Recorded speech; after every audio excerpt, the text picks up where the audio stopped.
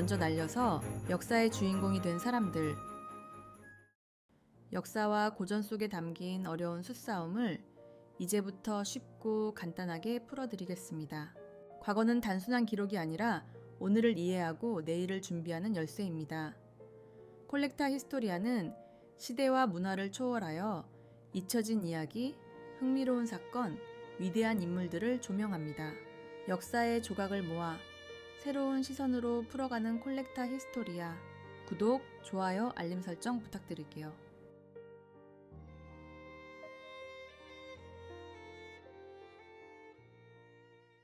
역사는 단순한 전쟁과 승리의 기록이 아닙니다. 그 속에는 지략과 정보, 전략과 통찰이 녹아 있습니다. 오늘 우리는 두 명의 위대한 창업자를 만나보려 합니다. 한 사람은 후삼국의 혼란을 평정하고 고려를 세운 왕건이며 또 한 사람은 위화도 회군으로 조선을 연 이성계입니다. 이들은 단순한 전쟁 영웅이 아니었습니다. 그들은 정보를 장악하고 기회를 포착하며 시대를 바꾸어 놓았습니다. 과연 이들은 어떤 방식으로 정권을 장악했고 시대를 이끌었을까요? 왕건과 이성계, 두 개의 왕족, 하나의 전략, 지금부터 시작합니다. 여기서 선빵의 3가지 원칙이라고 쓰긴 했는데요. 생각보다 좀 경망스럽죠? 아무래도 처음부터 어려운 용어를 쓰면 힘드실 것 같아서 조금 가볍게 풀어봤습니다. 먼저 선수를 쳐서 승기를 잡는다는 점에서 두 사람은 탁월한 능력을 보였습니다.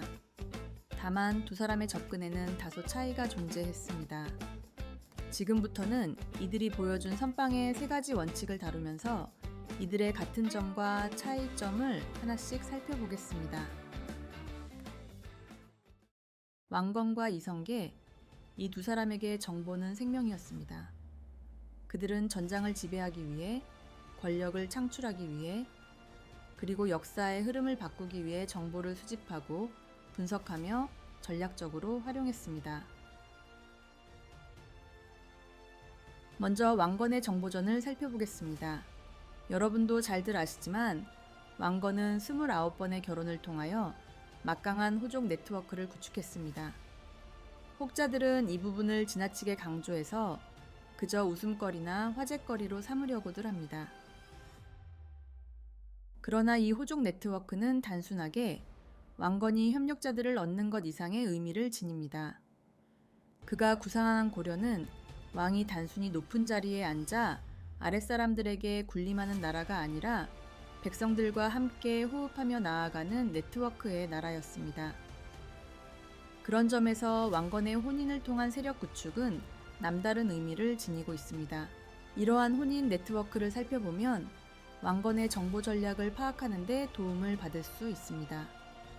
왕건은 제2왕비 신해왕후 유씨를 시작으로 29명의 부인이 있습니다. 신해왕후 유씨는 정주 사람으로 정주는 지금의 개성시 풍덕군에 위치합니다. 제2왕비인 장화왕후 오씨는 전라도 나주 사람입니다. 제3왕비 신명순성 광태후 유씨는 충주 사람입니다. 제4왕비 신정 왕태후 황보씨는 황해북도 황주, 제5왕비 신성 왕태후 김씨는 경주 사람입니다. 29명이나 되는 부인들의 출신 지역을 살펴보면 황해도의 평주, 그리고 신라의 수도였던 경주가 비중이 높습니다. 아무래도 왕건의 고향인 송악과도 거리상 가깝고 황해 일대의 해상 무역을 통해 집안이 세력을 확장했던 영향 탓일 거라고 봅니다. 경주를 포함한 경상도 출신의 경우엔 신라 왕실, 그리고 그와 연관된 호족들의 포섭 때문이라고 봅니다. 추후에 올라갈 영상에서도 언급하겠지만 왕건은 신라의 권위를 존중하면서 고려의 정통성을 백성들에게 드러내고 싶은 의도가 강했기 때문에 후백제의 경황과는 달리 신라 왕실을 철저히 존중했던 모습을 보여주고 있습니다. 이외에도 강원도 지역에서는 동해안의 풍부한 해상 자원 확보와 세력 확장을 위해 전라도에서는 후백제 견제와 남쪽 지방의 방어, 재해권 확장을 위해 혼인 네트워크를 활용했다고 보여집니다. 아울러 잘 알려지지 않은 왕건의 정보 전략이 하나 더 있습니다. 바로 불교 사찰을 통한 정보망 확충입니다. 본시, 왕건의 집안은 개성을 중심으로 한 토착 호족 세력이었는데 예성강을 배경으로 한 해상 세력과 결합하여 더 큰 호족 세력으로 성장하였습니다. 신라 왕실의 내분과 왕권 약화, 그리고 귀족들 사이의 권력 투쟁으로 인하여 중앙정부의 통제력은 사실상 박살납니다. 특히 진성 여왕 시기에 연이어 발생하는 전국적인 농민 반란은 결국 지방 유력 세력가들이 스스로를 방어하기 위한 세력 구축에 결정적인 역할을 합니다. 이들이 중앙정부와는 별개의 독립적인 통치 구조를 갖추면서 호족으로 자리매김합니다.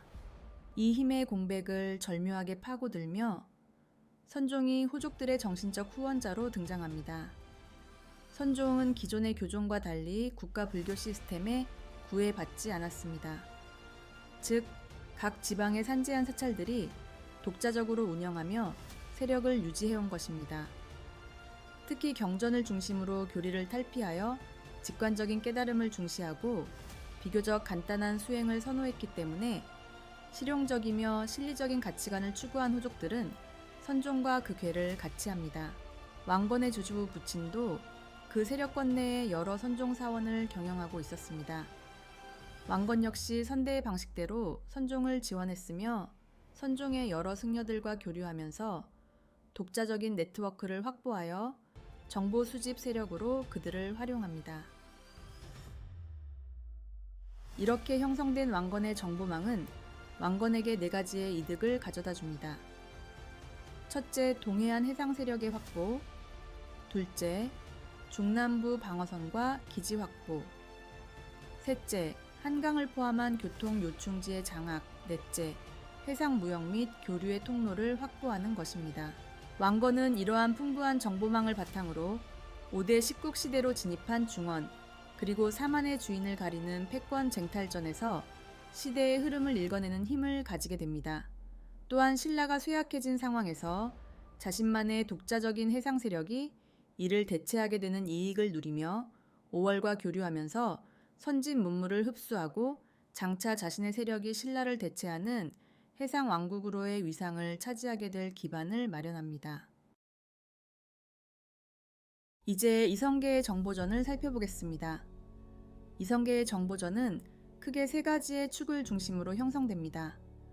먼저 신진 사대부와의 교류, 군 내부의 지지 세력을 중심으로 한 정보망, 그리고 실전 정보 수집과 함께 자신의 힘을 대내외에 과시할 수 있는 가별초, 이렇게 3축으로 정보망을 구축합니다.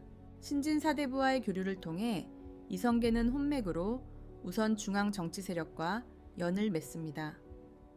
장남인 이방우는 이인님과 연이 닿아 있는 충주지씨 지윤의 딸을 부인으로 맞이합니다.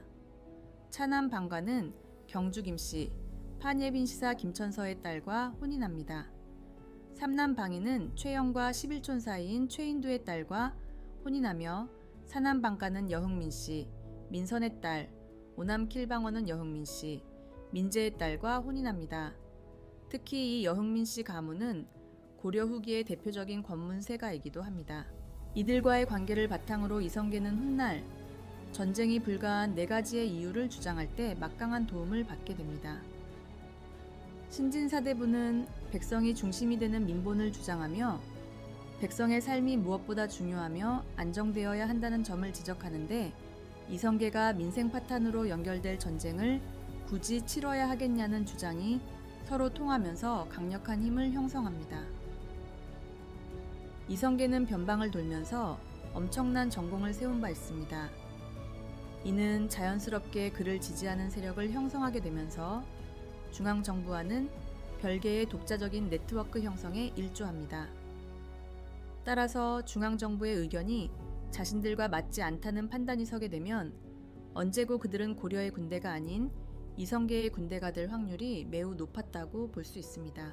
끝으로 최강의 사병 조직인 가별초가 있습니다. 가별초는 별도의 영상을 제작할 수 있을 만큼 다양한 스토리와 분량을 자랑합니다. 빠른 시간 내에 이를 올릴 수 있도록 준비하겠습니다. 본시 가별초는 권문세족이 개인적으로 부리는 사병 집단을 의미합니다. 하지만 여러 가별초 가운데 이성계 가별초가 워낙 유명세를 타서 가별초는 곧 이성계의 동북면 출신 병사 집단을 칭하는 고유명사가 되었습니다. 이들이 직접적으로 이성계의 정보망으로 활용되었다고 주장하기는 어렵습니다. 하지만 이들의 용맹성과 실전 전투력, 그리고 그 이름이 가져다주는 상징성은 군 내에서 어떤 역할을 수행했을지 그 힘을 짐작하고도 남음이 있습니다.